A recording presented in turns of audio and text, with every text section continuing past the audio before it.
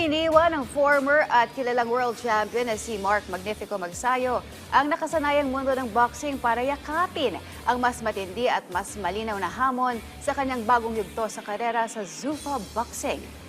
Isa sa mga pangunahing dahilan ng kanyang paglipat, ang klaro o malinaw na ranking system dito kontra sa tradisyonal na boxing kung saan may 4 major sanctioning bodies gaya ng World Boxing Association o WBA, World Boxing Council o WBC, International Boxing Federation o IBF at World Boxing Organization o WBO na may kanya-kanyang kampyon kumpara sa Zuffa na iisa lamang ang tatanghaling hari sa isang dibisyon. Dahil dito, hindi na kailangan pang maghabol ng 4 na magkakaibang world titles para matawag na pinakamagaling dahil iisa lang ang hierarchy dito na kung saan doon nakatuon ang atensyon ng tagbilaran pride boxer na si Magsayo. Sa kabila ng pagbabagong ito, walang planong magpakakampante ang Pinoy contender kahit na wala pang official na rankings ang Zuffa Boxing para sa lightweight division dahil tiniyak nito na ang kanyang layunin ay ang maging numero 1 sa oras na ilabas na ang listahan.